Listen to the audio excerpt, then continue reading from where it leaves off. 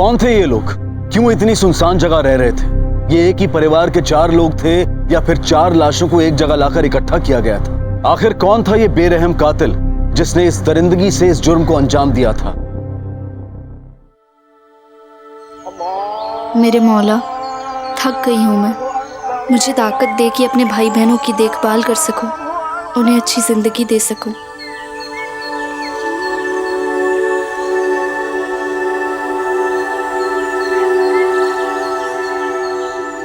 बेटी, अल्लाह ताला के फजलो करम से तुम्हें बहुत लंबी उम्र मिले।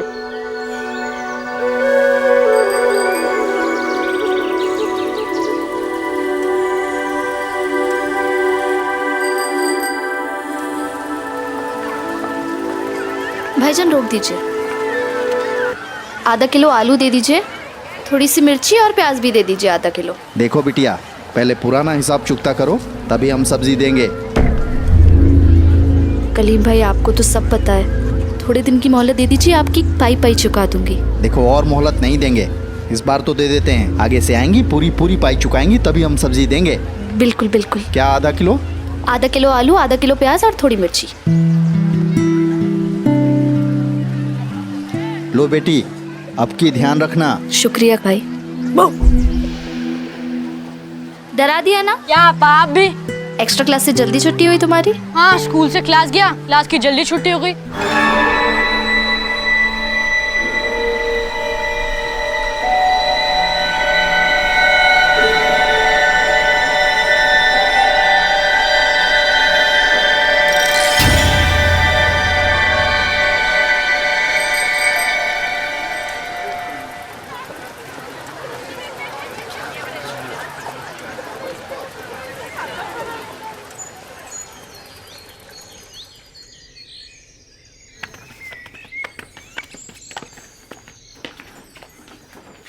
आपा भूख लगी है। बस बेटा 2 मिनट, चल।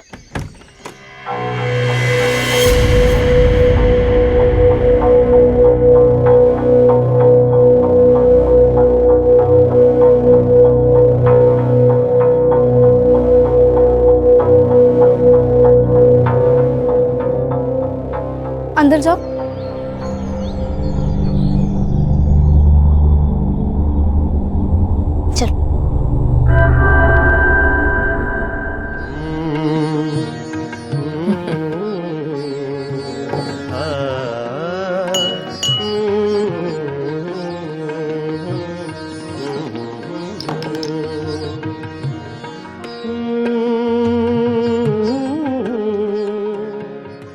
रिजू, सायरा, आगे तुम लोग। बोला ना अंदर जाने को, जाओ जाके कपड़े बदलो, चेंज करो, बोला ना। अम्मी, बच्चे इतने भी छोटे नहीं है कि उन्हें कुछ समझ ना आ सके। और वो आदमी कौन था? फिर चालू कर दिया ना आपने ये सब। सायरा,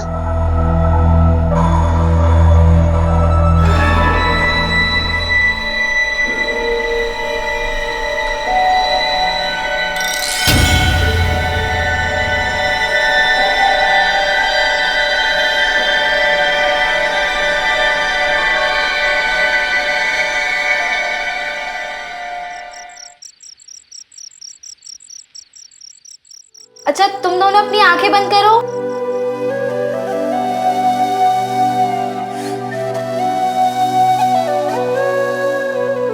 अपनी आंखें खोलना नहीं, हाँ? पहले कौन खाएगा? मैं भी। मैं नहीं करो, मैं तुम्हें अपने हाथों से खिलाऊंगी। आ करो।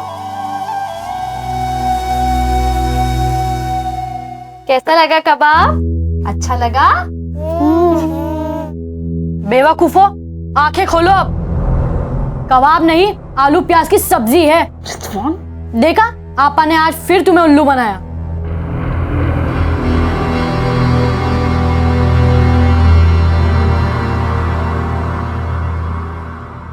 अच्छा चलो, अपने हाथ से खाओ, है ना?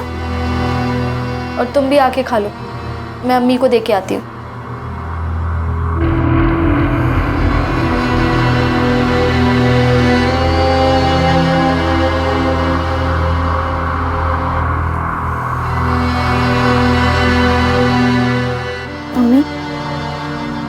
चलो खाना खा लो, भूखे पेट पीती हो, ठीक नहीं है ये।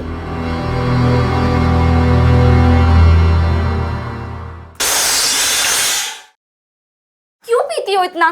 गिरा दिया ना खाना। बचपन में तू गिरा देती थी तो मैं डांटती थी क्या तुझे? मैं शराब पी के तो नहीं गिराती थी ना।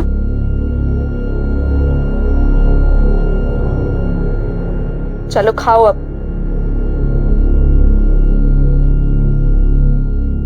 खाओ। बस और नहीं। मैं थक गई हूं मैं।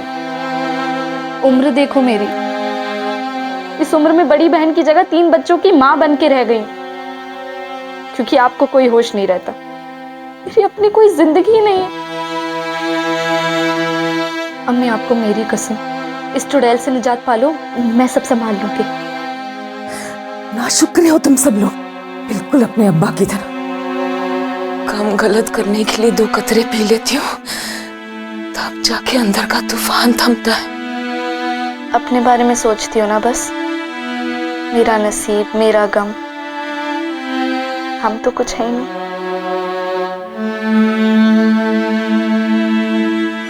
सोचो।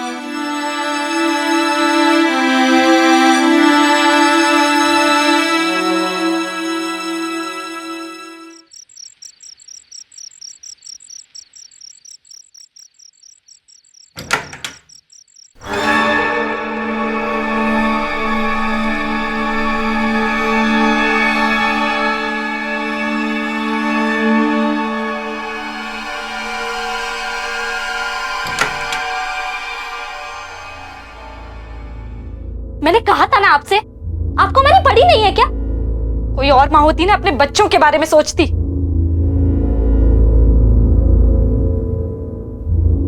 ये ले, बिजली का बिल चुका देना और सौदा ले आना बाजार से। और हाँ, सब्जी वाले का बकाया भी चुका देना। ये रखो अपने पास, मुझे नहीं चाहिए। इसी पे पली बड़ी हो तुम। तुम्हारे अब्बा ने कोई टकसाल नहीं छोड़ी थी चांदी के सिक्कों की। अपने आप को बेचा है, तब जाके 2 निवाले डाल पाई हूँ तुम चारों के मुंह में। अम्मी तब की बात अलग थी, तब हमें समझ नहीं थी, अब समझ है। और आज के बाद मैं इस हराम की कमाई को ना हाथ भी नहीं लगाऊंगी। अब से इस घर में कोई भी मर्द आया ना, चली जाऊंगी मैं तुम्हें छोड़ के। कहाँ जाएगी? बाहर कौन से कालीन बिछे हुए तेरे लिए? हाँ, मैंने अपने लिए नई नौकरी ढूंढ ली है शहर में, वहीं पे जाऊंगी। और कुछ वक्त बाद अपने भाई बहन को भी ले जाऊंगी। आप यहाँ रहना करना अय्याशी। अय्याशी कर रही हूँ, अय्याशी कर रही हूँ। में हूँ, मेरी उम्र में सहारा ना हो किसी का तो जीना मुहाल हो जाता है। और औरत खूबसूरत हो तो जिसमें एक जरिया बचता है जीने का। ये सब मुझे मत बताओ, मैं चली जाऊंगी। चली जाएगी? मुझे छोड़ के चली जाएगी तू? माँ से ज्यादा आजादी प्यारी है तुझे? आजादी कहाँ है अम्मी? माँ तुम हो उनकी, लेकिन संभाल मैं रही हूँ। कोई एहसास भी है आपको कि आपके बच्चे आपके बारे में क्या सोचते हैं? आजादी की जिंदगी तो आप जी रही हैं। घर में जवान बेटी है अम्मी, कुछ तो लिहाज करो। जी तो करता है या तो अपनी जान दे दूं या किसी की जान ले लूं।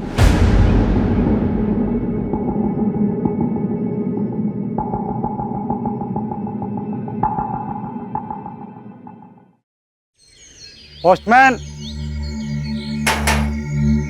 पोस्टमैन। अरे कहाँ चला गया ये सब? कोई है कि नहीं घर पे? Postman,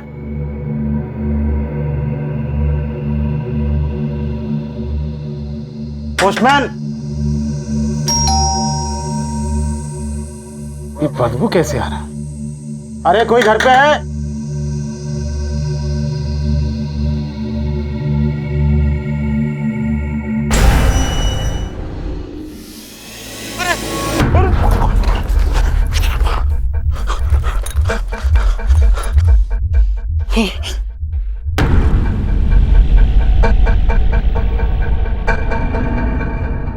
hello hello, police station.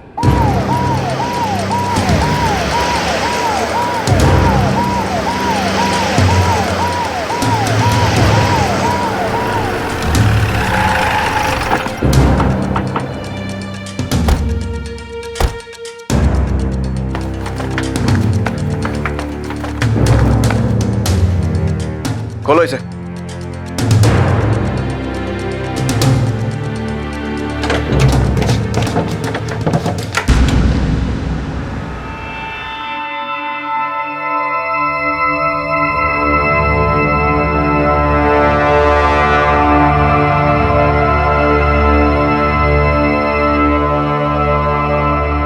आसपास ठीक से देखो।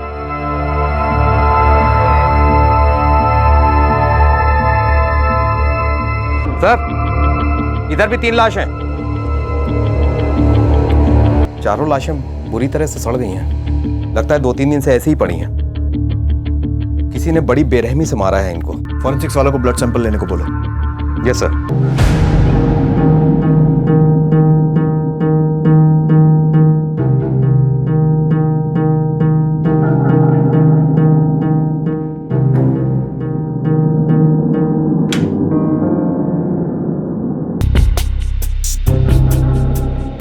हैं कौन ये बच्चे?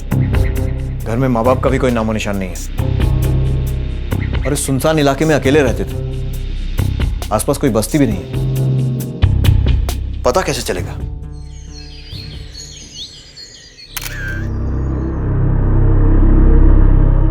हाँ रॉय। सर, मैंने पता किया है ये घर किसी कादर के नाम पे है। और कुछ? पास में ही एक धोबी घाट है जहाँ पर कुछ धोबी है। उसके पीछे एक चमड़े की फैक्ट्री है और कुछ ही दूर पर एक सब्जी मार्केट है। सबसे पूछताछ करो और अगर कोई भी इनको जानता है तो उन्हें शिनाख्त के लिए मोर्ग में लेकर आओ। Yes sir.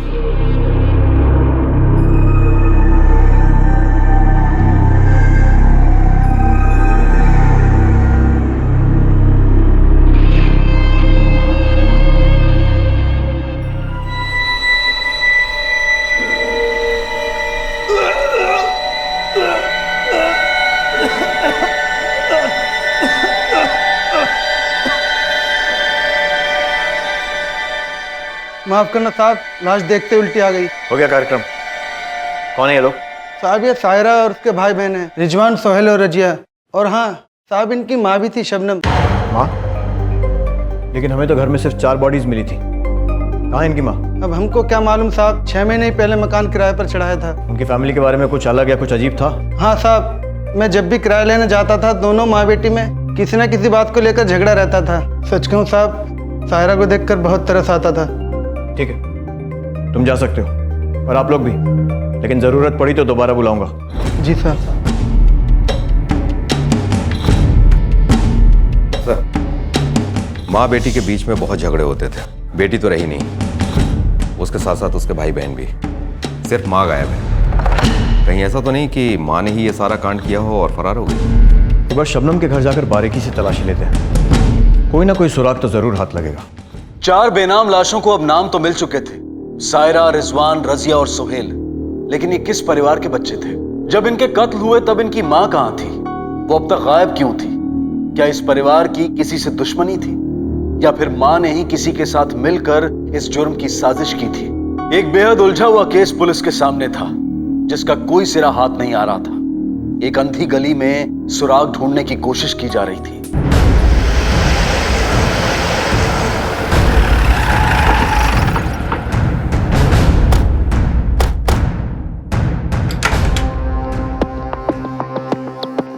ठीक से चेक करो।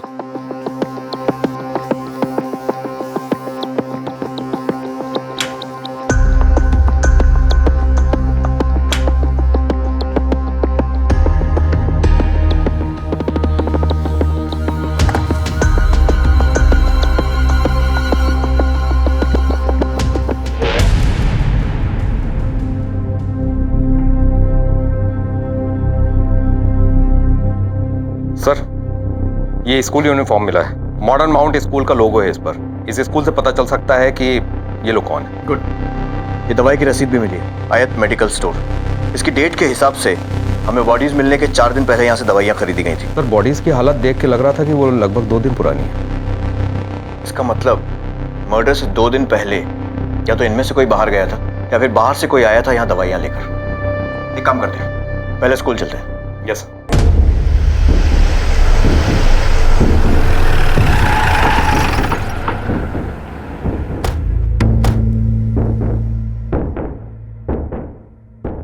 ये बच्चे आपके स्कूल में ही पढ़ते हैं? जी हाँ सर, ये तीनों बच्चे हमारे स्टूडेंट हैं।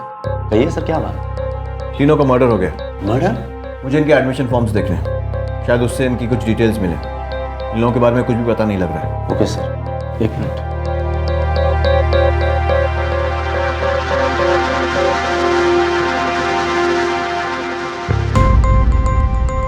लीजिए सर, ये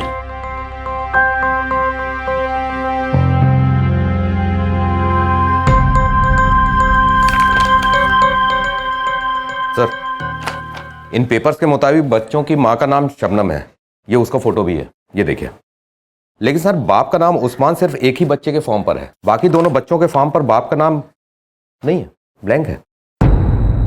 इनकी बहन फॉर्म भरने के लिए आई थी, इनकम्प्लीट फॉर्म, और कहा था बाकी डॉक्यूमेंट्स बाद में लगा देंगे। मुझे इन तीनों फॉर्म्स की कॉपीज चाहिए। ओके सर, रॉय, मामला टेढ़ा लगता है। शबनम के इन्फॉर्मेशन के हिसाब से वो डाइवोर्सी थी, पर डाइवोर्स के बाद बाप का नाम सिर्फ एक बच्चे के साथ है। कहीं उसने दोबारा शादी तो नहीं कर ली थी? सर, अगर उसने दूसरी शादी की भी होती, लेकिन बच्चों के नाम के आगे नए शौहर का नाम लिखा होना चाहिए था, लेकिन ऐसा नहीं है। हेलो, क्या?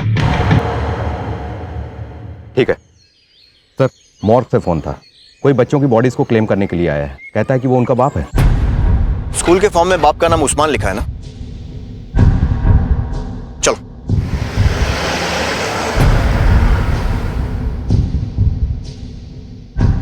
उस्मान। जी साहब। तुम ही हो उन बच्चों के पिता? हाँ साहब। कोई आईडी प्रूफ लाया? जी साहब।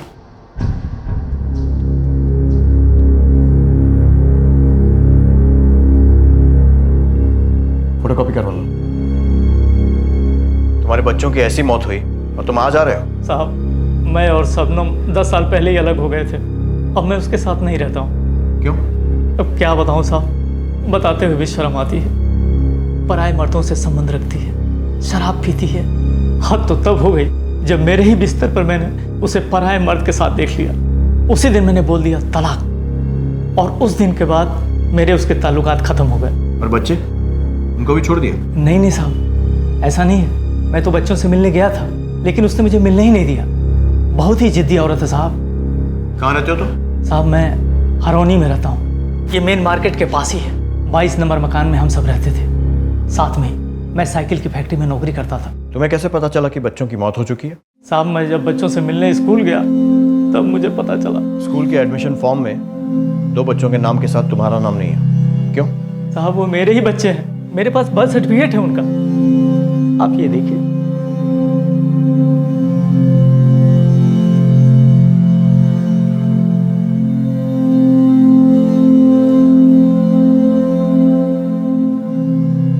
साहब, मैं अपने बच्चों को ले जाऊं? जीते जी मेरे बच्चों ने बहुत तकलीफ उठाया है। मेरे होते हुए लावारिस की तरह उनकी लाश पड़ी हुई है। उनको ले जाकर दफना देंगे, ताकि मरने के बाद कम से कम उनको रूह को सुकून तो मिल जाएगा। बॉडीज दे दो। यहाँ कहाँ ठहरे? साहब, मैं अमर लॉज में ठहरा हूँ साहब, कपूरथला मार्केट के पास ही है सर। बच्चों को ले जाऊँ सर? बॉडीज हैंड ओवर कर दो।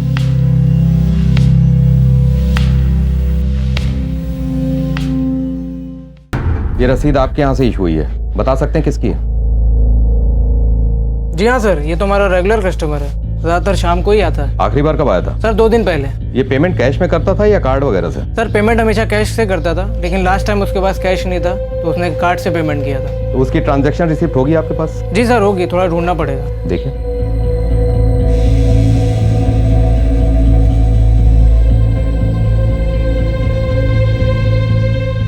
ये रही सर।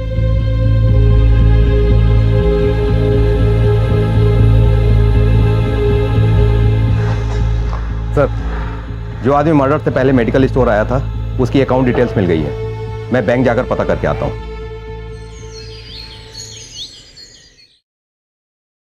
सर, उस आदमी की बैंक डिटेल्स मिल गई हैं। उसका नाम खालिद है।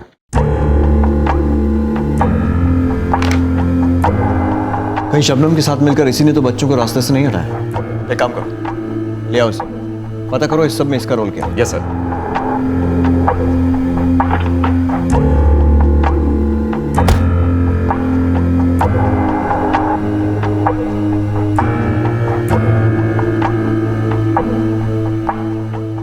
सर, ये खालिद तो गायब हो गया। ठीक है, एक काम करो, अपना एक खबरी लगा दो उसके पीछे। ठीक है सर।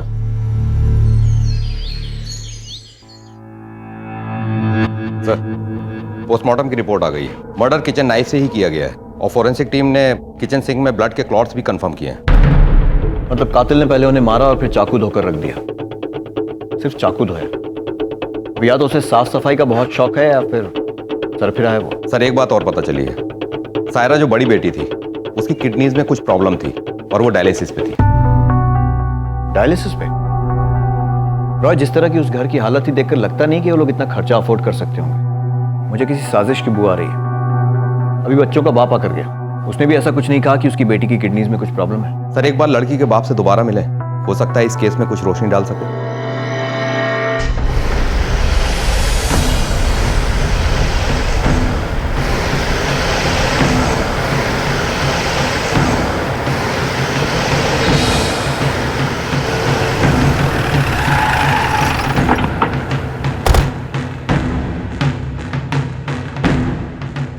Excuse me. जी सर। उस्मान बेग नाम का एक आदमी इस लॉज में ठहरा हुआ है, उससे मिलना है। सर 1 मिनट में चेक करती हूँ। सर वो तो चेकआउट कर गया। कब? सुबह 9 बजे। 9 बजे? या सर, वो डेड बॉडीज क्लेम करने के लिए 11 बजे आया था, उसके पहले ही चेकआउट कर लिया। रॉय, रूम चेक करो। Yes sir. उस्मान ने आईडी प्रूफ के लिए जो भी डॉक्यूमेंट्स दिए हैं, सबकी फोटोकॉपीज चाहिए। जी सर, 2 मिनट लगेंगे। ठीक है। सर, मैंने कमरा चेक किया, कमरा पूरी तरह से साफ है, ऐसे जैसे जाने से पहले उसने सारे सबूत मिटा दिए। 4 बच्चों का मर्डर होता है और मां गायब। बाप लाशें लेने आता है और वो भी गायब। तुम उन बच्चों के पिता? हाँ साहब। कोई आईडी प्रूफ लाए? जी साहब।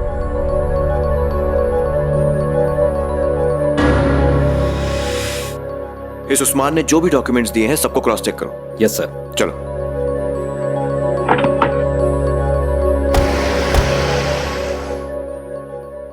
सर, उस्मान ने जो भी डॉक्यूमेंट दिए थे सबके सब फर्जी। व्हाट? मतलब वो उस्मान था ही नहीं? तो फिर इन बच्चों का असली बाप कहाँ है? और वो नकली उस्मान यहाँ क्यों आया था?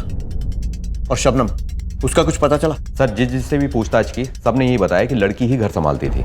सब्जी वाले ने बोला लड़की ही सौदा लेने आती थी और कभी कभी तो पैसे भी नहीं होते थे देने के लिए।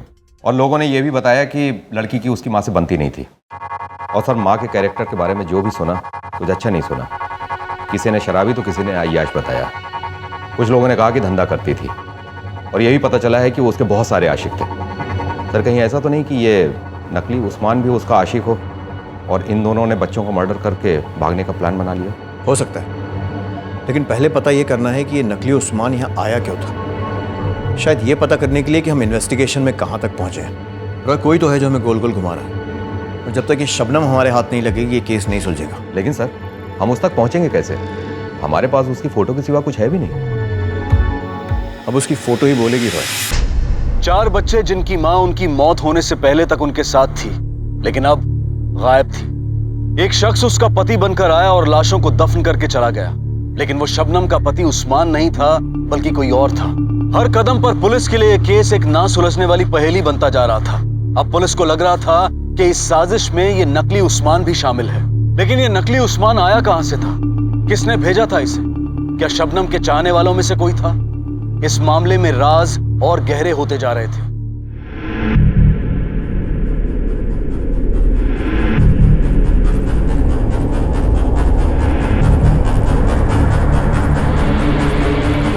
साहब, मैं इनको जानती हूँ। मेरा मायका सदरोना का है, ये भी वहीं रहती थी। इसका नाम शबनम ही है ना? हाँ साहब, पड़ोसन थी ये मेरी। इतने सालों बाद भी याद कैसे है तुम्हें? छोटा सा गाँव है साहब, सब एक दूसरे को जानते हैं। ये बेग खानदान की बहू है। पता नहीं क्या हुई, अचानक घर छोड़ के चली गई। पर सदरोना में अभी भी इसका खानदान है, उन लोगों को पता होगा इसके बारे में। ठीक है, तुम जा सकती हो। रॉय, अब सदरौना चलकर ही पता करते हैं कि शबनम नाम की औरत का रहस्य क्या है।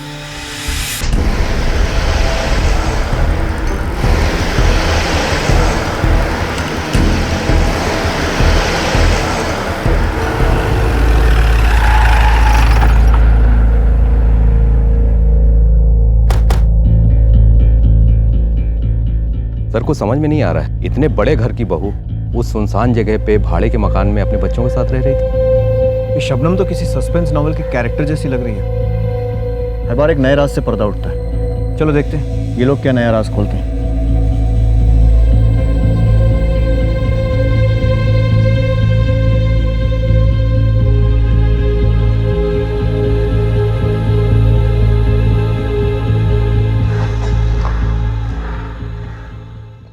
इस औरत को पहचानते हैं?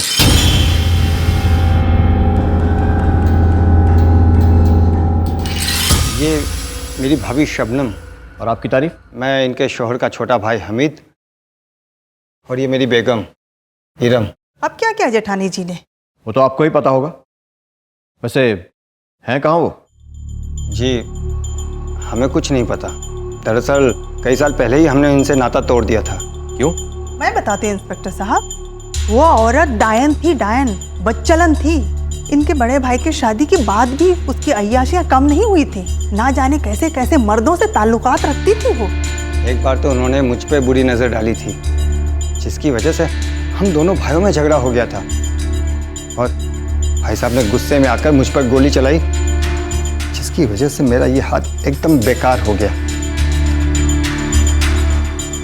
और उसके बाद भाई साहब को जेल हो गई।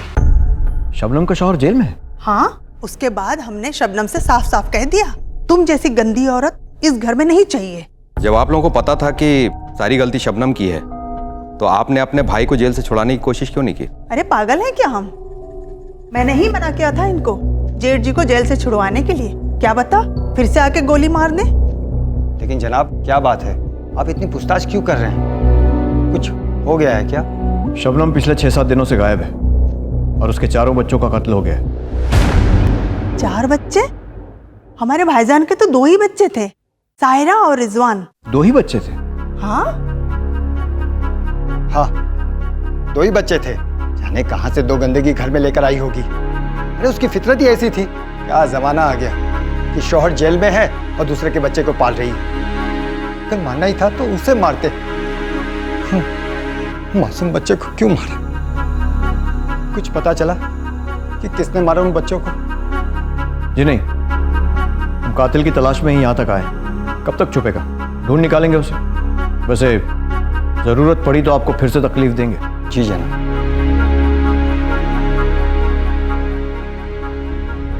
वो समझ में नहीं आ रहा है कि ये 2 बच्चों का बाप कौन है। अब हमारे सारे सवालों के जवाब उसका शौहर ही देगा। चलो।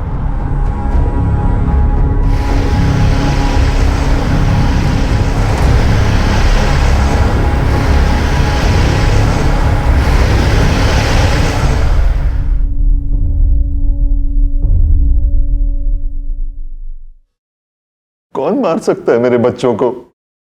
क्या दुश्मनी थी उनसे? वही गुत्थी तो सुलझाने आए। आपके घर से हमें 4 लाशें मिली। सायरा, रिजवान, सुहेल और रजिया। साहब सिर्फ सायरा और रिजवान मेरे बच्चे थे, बाकी 2 किसके थे पता नहीं। पता नहीं शबनम ने किसके साथ। तुमको जरा भी अंदाजा नहीं है कि वो कौन हो सकता है? नहीं साहब, मुझे भी उनके बारे में सायरा के खत से पता चला। सायरा खत लिखती थी तुम्हें? हाँ साहब, कभी कभी आ जाता था उसका खत, कभी कभी वो मिलने चली आती। बाकी न कभी शबनम आई न कभी रिजवान। जिस बीवी के लिए तुमने अपने भाई पर गोली चलाई थी उससे कभी बात नहीं की? ये सच है, मैंने गोली चलाई थी उस पर क्योंकि उसने शबनम पर बुरी नजर डाली थी।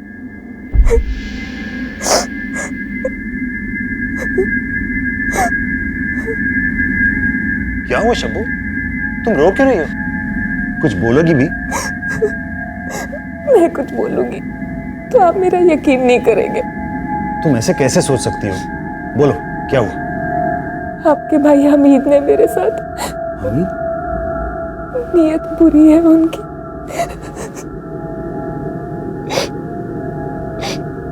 हमीद, तुम्हारी हिम्मत कैसे हुई अपने भाभी पे बुरी नजर डालता है? भाई साहब, मुझ पे उंगली उठाने से पहले अपनी बीवी से पूछ लो। उनका ही पांव फिसलते रहता है इधर उधर। लगता है अकेले आपसे खुश नहीं है वो। तभी बेचारी इधर उधर मुंह मारती फिरती है। हमीद! गुस्से में गोली चल गई और पुलिस ने मुझे गिरफ्तार कर लिया। फिर बाद में पता चला कि मेरे छोटे भाई ने और भाभी ने मेरी बीवी बच्चों को घर से निकाल दिया। सब तब तक तो मेरा पूरा एतबार शबनम पर था, पर मैं यहां जेल में और उसने वहां 2 और बच्चे पैदा कर दिए। अब क्या एतबार करता मैं? शायद मेरा छोटा भाई ही सही था। मैं नहीं जानता क्या क्या सच है साहब, पर इतना जरूर है, तरसता था मैं अपने बच्चों को मिलने के लिए। कभी कभी जब सायरा आ जाती मिलने तो लगता था जैसे मेरी खोई हुई जिंदगी मुझे मिल गई हो। सालगिरह मुबारक हो अब्बू। खीर लाई हूँ आपके लिए। खीर? भाई वाह, तुम्हें ही मेरी पसंद अच्छे से पता है। अकेली तुम ही हो जो मुझे याद करती हो, वरना शबनम ने तो पलट के भी नहीं देखा। खैर छोड़ो, कैसी हो तुम? और रिजवान कैसा है? बिन बाप के बच्चे कैसे होंगे अब्बू? अकेले आप जेल में नहीं हैं, हम भी उधर सजा ही काट रहे हैं।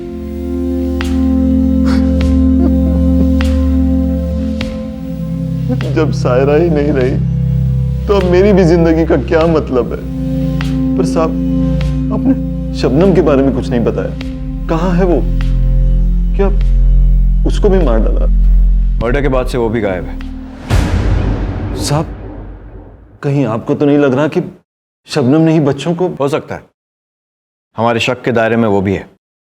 सर जेलर साहब बता रहे हैं कि उस्मान ने कुछ महीने पहले वकील को बुलवाकर अपनी वसीयत चेंज करवाई थी।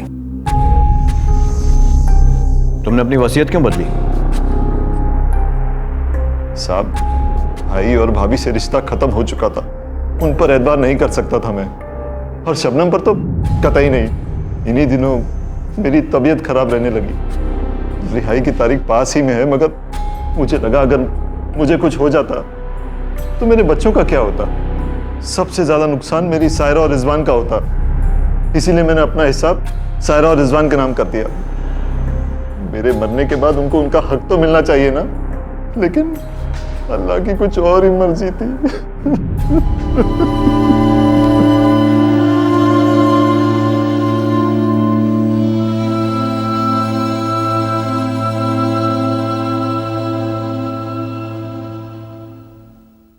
रॉय, बाप का किरदार सामने आते ही माँ और रहस्यमयी लगने लगी। अब लगता है शबनम इन मर्डर्स की वजह।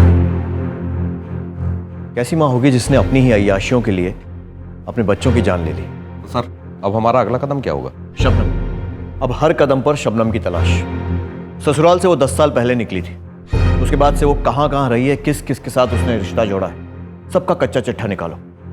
हो सकता है किसी पुराने यार के साथ छुप कर बैठी हो। Yes sir.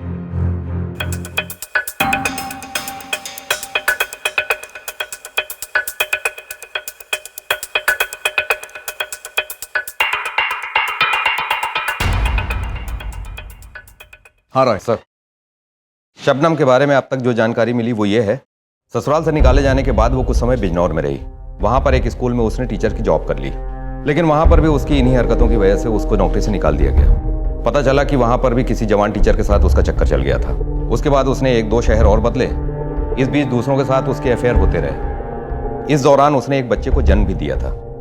उस वक्त उसका अफेयर किसके साथ चल रहा था ये तो पता नहीं चल सका, लेकिन बच्चे को जन्म दिया था ये कन्फर्म्ड है। रिकॉर्ड में बच्चे के बाप का नाम नहीं लिखा था। 1-1.5 साल पहले वो लखनऊ आई और कादर ने 6 महीने पहले उसको वो मकान किराए पर दिया।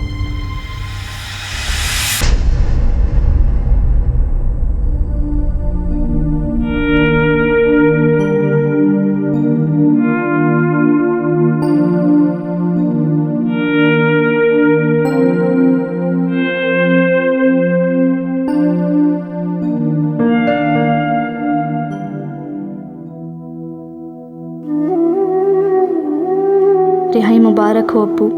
खत ऐसे भेजा कि आपको रिहाई के वक्त मिले और मेरी ये ख्वाहिश आप पूरी करें। जिस दरगाह ने आपकी गैर मौजूदगी में मुझे सबसे ज़्यादा सुकून दिलाया, वहीं आप ज़ियारत के लिए ज़रूर आइएगा।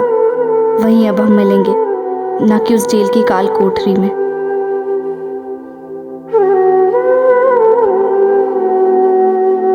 अब्बा, यहाँ आकर ख्वाहिशें पूरी हों या ना हों, दुआ करके दिल को तसल्ली मिल जाती है। अब हम मिलेंगे तो इसी दरगाह पर, यही मेरी एक आरज़ू है।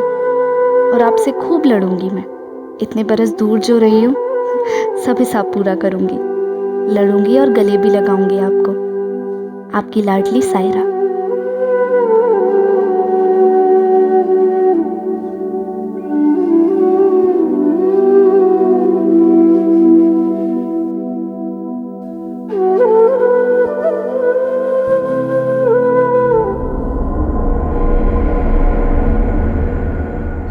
सायरा, सायरा बेटी,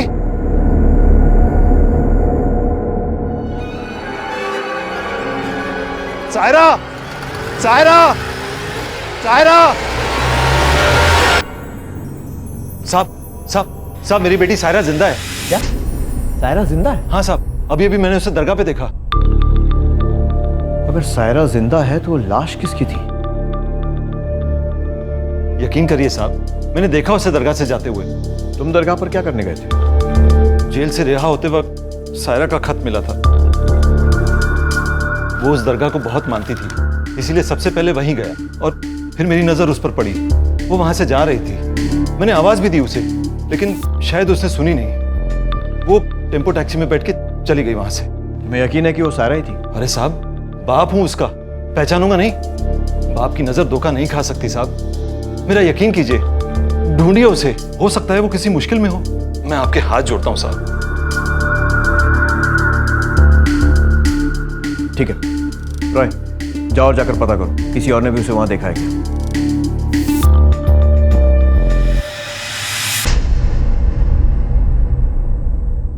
साहब, मैं रोज की तरह दरगाह पर बैठा हुआ था, तभी आप हजरत दरगाह शरीफ में हाजिर देने आए और करीब करीब उसी वक्त सायरा बिटिया भी रोड से गुजरी, दरगाह शरीफ को सलाम करके आगे वो टैक्सी गाड़ी में बैठ गई।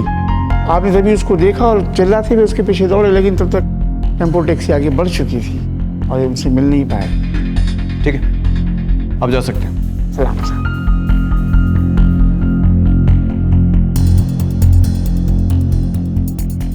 रॉय,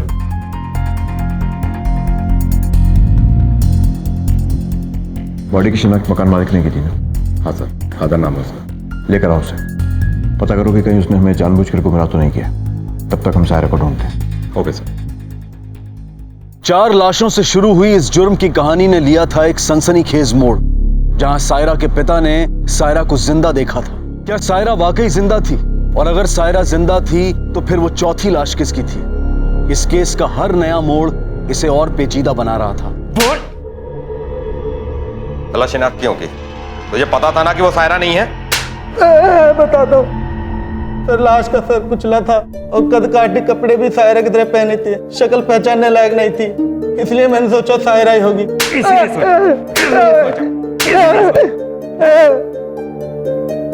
अभी तेरी शक्ल देख के मुझे लग रहा है कि तू ही कातिल है। सच सच बता, तू नहीं मारा ना उसको? तू नहीं मारा ना? नहीं साहब, खुदा कसम मैंने कुछ नहीं किया। मैंने सोचा लाशें 4 बच्चों की होंगी, लाशें सड़ी थी, मुझे उल्टी भी हो गई थी, आपने देखा था। सायरा जिंदा है।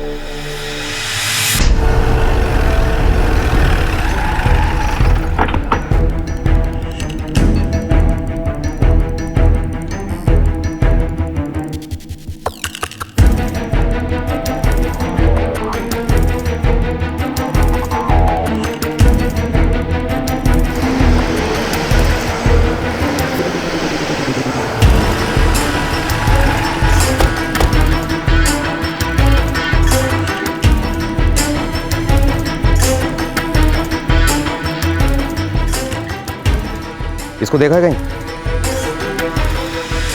हाँ सर, देखा मैंने इसे। कहाँ देखा? सवारी लेके गया था इसकी में। वो लड़कियों का गर्ल्स हॉस्टल है ना, वो क्या नाम है, संप्रीति गर्ल्स हॉस्टल। संप्रीति?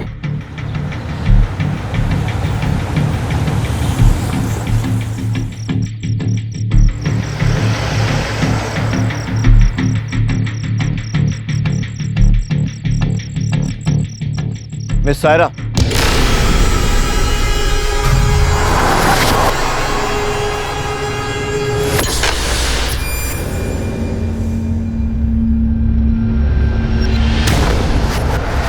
खुलेंगे कई राज, कातिल होगा बेनकाब। कल रात 10:30 बजे इस कहानी दरिंदे के दूसरे और आखिरी भाग में। अब मैं अनूप सोनी आपसे विदा लेता हूं, फिर मुलाकात होगी। तब तक अपना और अपने परिवार का ख्याल रखें और देखते रहें क्राइम पेट्रोल डायल 100।